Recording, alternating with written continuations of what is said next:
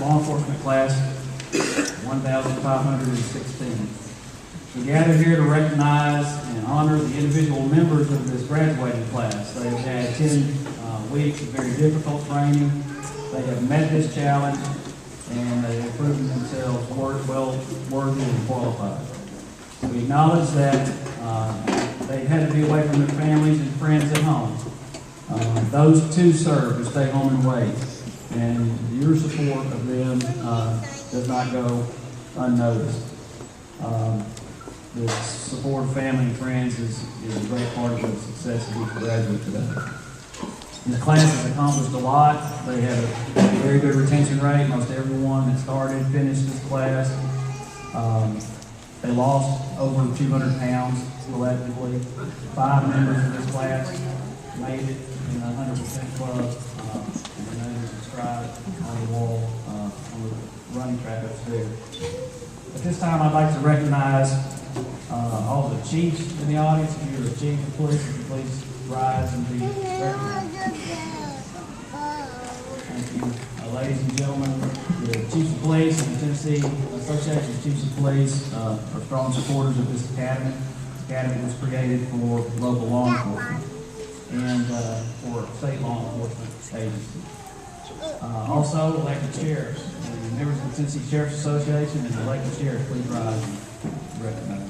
Thank you for your service and support of the academy. With no further ado, I would like to recognize our guest speaker. Sheriff Wayne Anderson is a resident of Kingsport, Tennessee. He began in 1973 with the Sullivan County Sheriff's Office. And shortly thereafter, he attended the Law Enforcement Training Academy and was employed for many years with the Kingsport Police Department. He just was elected to his 4th term, so since 1998, Sheriff Anderson has been the elected sheriff of Sullivan County. He has reiterated his support of this academy. He has a very fine group of officers in this academy class. It's my pleasure to ask him to say a few words. Congratulations. I know everybody's excited, and I'm not going to have a long speech today. I just want to say a few words that might help you a little bit. I remember back, believe it or not, I can remember that far back for most of it. Back in 1975, I was here and I was in the class graduating. And I tried to, for the last couple of weeks I knew I was going to be doing this, so I tried to remember back what it was like. And why I got into law enforcement, why I cared about law enforcement, why I wanted to try my best to be a good example, to be a good police officer. And yeah, it was a long time ago, and I've reminded other officers that I work with that's been in law enforcement a long time. Sometimes we always get a little bit down when we have bad days or things aren't going exactly the way we want. We've been working at it for 10 years, 15 years, 20 years, whatever. I say go back to the day you graduated. Always go back to your foundation. Keep it simple. Go back and think of how excited you were when you graduated. And I can see excitement on everybody's face. I know you're probably excited if I hurry up and do this speech so you can get out of here. But I want you to be excited. It's a great job. It's the best job I've ever had, and I had a few jobs leading up to that. And I knew what I wanted to be when I was just a little kid. When I was in the 1st grade, I always have to tell this story because it means a lot to me. But I would go to our library in elementary school, or grade school we call it then, it's got all kinds of different things now. Anyway, I'd go to that library, and my favorite book in the whole library, the one I had to look at every day, was a book on New York City policemen. I just thought that was the most awesome thing. And they showed the uniform, and you didn't see anybody see style like we are. But they had everybody in their uniforms, and I thought, man, that's just so awesome. And that was a big influence on my life. And then I had 2 uncles that were sheriff of Hawkins County. And that was a big influence. And a great-great-grandfather was sheriff of Hawkins County. So it's kind of in the blood, I guess. But as I watched other policemen, I kind of molded what I wanted to be and how I wanted to be as a police officer. And I've had a pretty colorful career, I guess. I've been a patrol, K-9, did canine for 17 years. I love it. Believe it or not, I love what I do, but I still miss being a canine officer. That was just a great job. It was fun. But I wanted to move on and do other things and close that chapter in my life. And that's the way I look at my life, is I have different chapters, and I do certain things, and I close that chapter and move on to something else. And so I moved there as department of Kingsport Police for 24 years. Worked as sergeant, I was a detective, and I worked in vice. And I've always been so proud to be a police officer. I mean, when I look around this room, I see a lot of you. Don't be discouraged, but you only got 30 more years and you can retire. Now you think about that one day when you're out here and you're having a really bad day and everything's going wrong. You got a flat tire and it's pouring down the rain. And you start to think, 30 more years I can retire. Well, when I first went in my first 7 years, I would work free. I would have. I loved it so much, I'd work free for that first 7 years. Then after that, reality kind of sank in, and I got married, and then I decided, well, I need a house, and I need all these other things. That made it a little bit tough. But it's just something that I've always loved, and I'm telling you, the years will go by so fast. So many of you sitting here right now and thinking, I want to do this and I want to do that. That has been the fastest years of my life as long. It goes by in a hurry. And I think a lot of it is because it's a wonderful job. It's fun, it's exciting, it's different. And prior to working in law enforcement, I worked at a bookmaking plant in Kingsport. And I'd take these books and I'd walk along this belt and I'd set these books down, I'd get some more and I'd set them down, they'd get to the end and they'd box them up. And I thought, I'm going to do this all my life. It really wasn't that hard a physical job. And then they put me on a real hard physical job, and then I realized there is life after that. And then I decided I want to be a police officer. I want to do something that's what I'd always wanted to do since I was a kid, and I wanted to make a difference, whatever it was, but I wanted to make a good difference. And so I got on the Kingsport Police Department. Now, you all have worked really hard to get here where you're at today. And my chief is sitting right over here, Chief Lisa Christian. And we interview together. We do something a little different than what other departments do. I like to get the female perspective as well as my perspective on a new person coming in. And so we work together doing that. And we know that if we have one position, you might have 100 people actually test for that position. And then it narrows down to 10 or 15 interviews. And then we have to select that one person. That's hard to do. That's like watching American Idol last night. Which one's the best? They're all great. And that's the same thing on these. So these people that came in, they're in that top 10, say, of 100 people. Which one do you pick? And you want to pick the right one. And you all have already gone through that. You've been through that tough part of it. And then you got selected to come to the cabinet. And that even made it really harder. So, but I know that you've had fun, and it's been an experience, and you'll remember the people that you were in class with for the rest of your life. I still remember people that was in my class, and for those who might not know, Terry Ash, who is sheriff, we were in the same class together. I don't think either one of us ever had a clue that we'd ever be sheriff. Something I always kind of like to do, but never thought it ever really happened, but it does. You can do whatever you want. When you get out here on the street, you can do whatever you want. You can be who you want to be in law enforcement. And what I'm going to talk about real quick today is what kind of legacy are you going to leave? And, will it be a hard-working person, honorable, and with lots of integrity? Or are you going to be what people say, he's a good man, he's a good woman? You're going to leave a legacy. Whether it's good or bad, you will leave a legacy when you retire one of these days, when you leave that department. You want to have a legacy of laziness, bitterness, corruption, marginal, just get by, whatever it takes just to get by, all that check can go on. What do you want to be? Well, look around in your department that you came from. Look around at other people that's in other departments that can. You find those good people, those people that really stand out, and you mentor them. You try to learn a little bit about all of them. I went through the Kingsport Police Department. We had 3 different chiefs of police. Okay, see, I remember goes there. But anyway, we had 4 different chiefs of police. And And I watched how every single one of them worked, not knowing that one of these days I was going to be sheriff of the county. But I watched to see what they did. And now I seen one of them that was, he didn't care. He didn't care if he had beard, long hair, and all that. And I thought, oh, this is not good. Our department's going to go a little downhill. It did. And then we had the first chief. That was the one I liked the most. He was kind of like Andy Griffith in a sense. He wanted to know all the facts of something. He didn't get excited. He would listen to the officer. He took up for the officer. But sometimes we as officers just don't allow that chief of sheriff to be able to defend us. We do something that we shouldn't do. And I'm sure all of you can look back in your department and see somebody like that, you know, and you wonder what happened.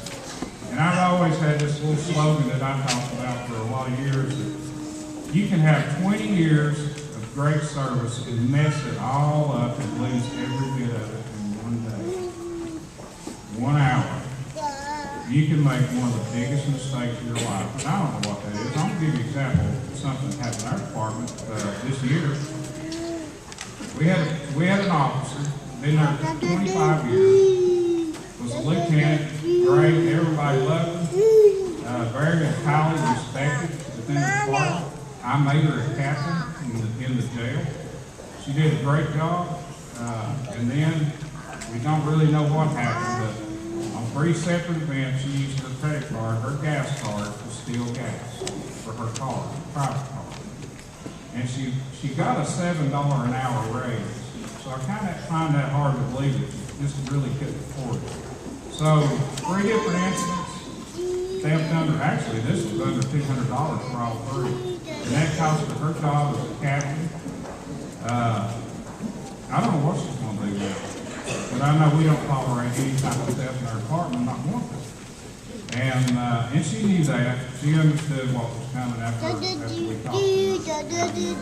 But see, that was 3 different days, but in one day, you can mess up everything that you've ever tried for. And you want to leave a legacy behind. You want to be somebody that your family's proud of, your wife is proud of, your husband is proud of, your community is proud of, and leave that kind of legacy. Decide what kind of legacy you want to do, and focus on it. And try to work as hard as you can to be the best officer that you can be. Never mind what everybody else is doing. Now, I'm sure out of a class this big, there's going to be a Clint Eastwood, there's going to be a couple other characters that we can talk about. And then there's going to probably be an Andy Griffith, and that's me. That's what I get college sometimes. So I'm sort of like that first chief I told you about. I try to sit back and listen, not to blow my top. Just because somebody complains on one of our officers, don't mean we did it. And I tell our internal affairs people, prove them innocent. Show me they're innocent. Or show me they're guilty. I take it back. Show me they're guilty. And if they are guilty, we'll deal with it. And so many times they come back in and they say, they're not. And I didn't think they were.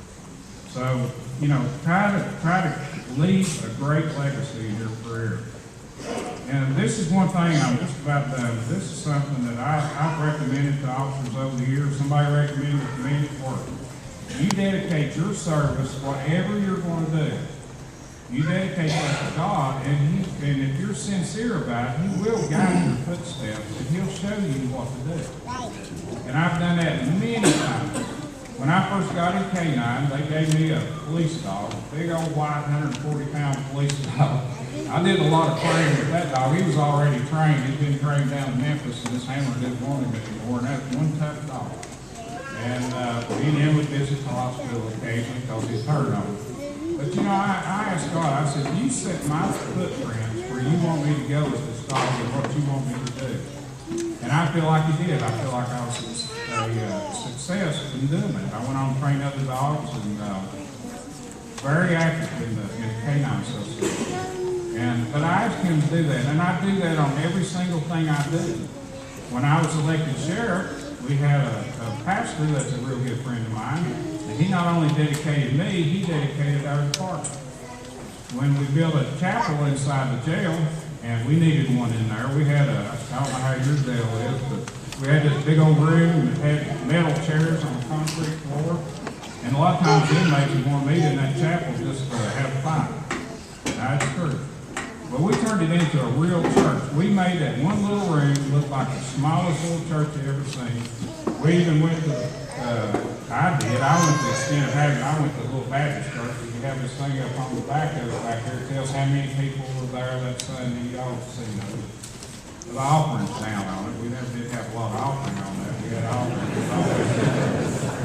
But we always had a lot of attendance and this sort of thing. And we turned that into a little church, and we dedicated that church. Kind of toward the news media up, they really wasn't kind of used to that. They didn't know how to take it, but they were there and they didn't want anybody else to speak their story.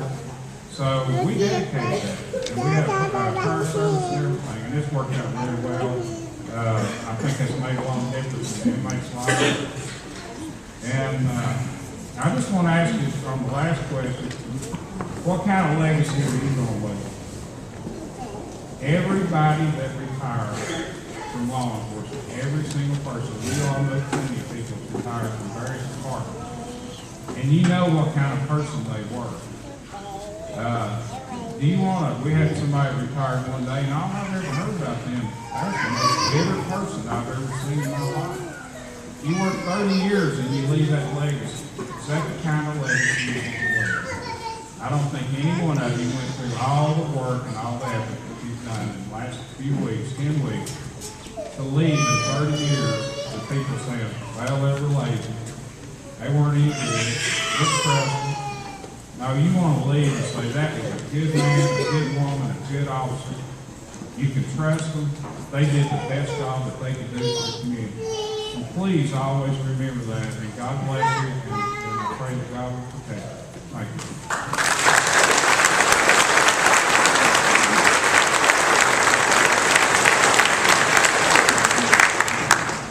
Good morning. I'm Sam Reed. I'm the Assistant Director of the Law Enforcement Training Academy, and we've come to that part of the program that I know all these bases have been waiting for 10 long weeks. Presentations of the diploma. The way this will work, y'all will be coming out to receive their certificates one row at a time. So families, when you see your officer is standing up and heading up to the front to accept their diploma, feel free to step forward and get your photograph. And once you're taking that photograph, please move back to your seat and let other people have their chance to make their photographs as well.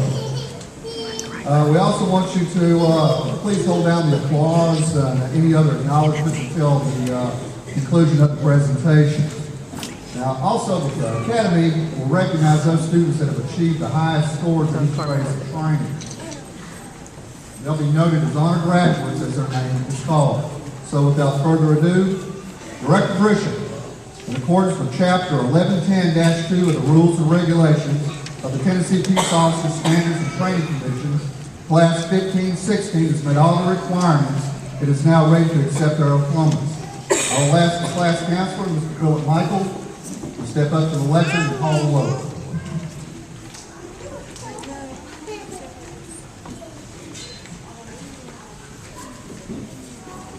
Row one, rise and prepare to come forward.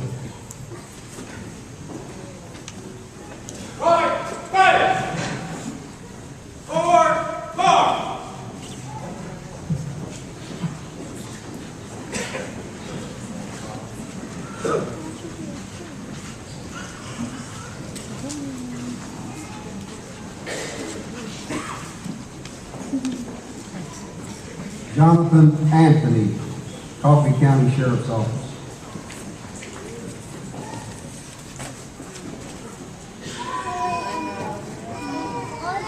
James Atkins, Clarksville Police Department.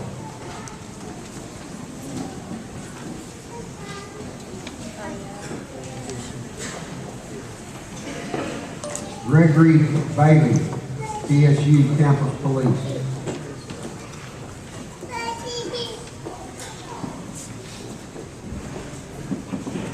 Brandon Bankson, Jackson Police Department.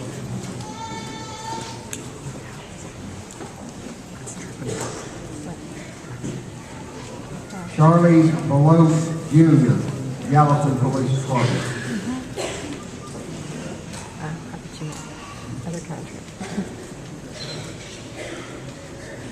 Wesley Bilbrey, Fentress County Sheriff's Office.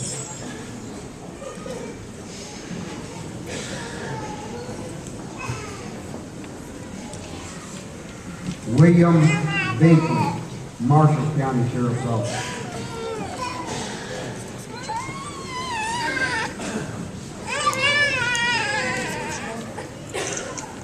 Brittany Boysaw, Clarksville Police Department.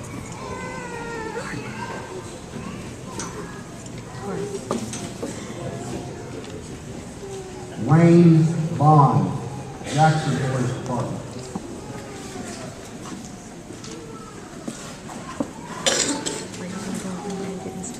Alicia Boyne, Gallatin Police Department.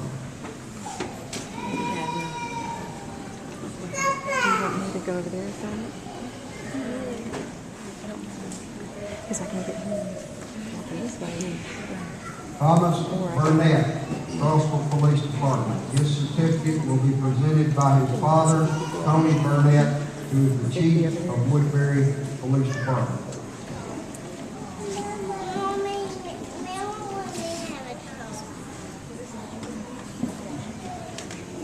Terrence Burns, Montgomery County Sheriff's Office.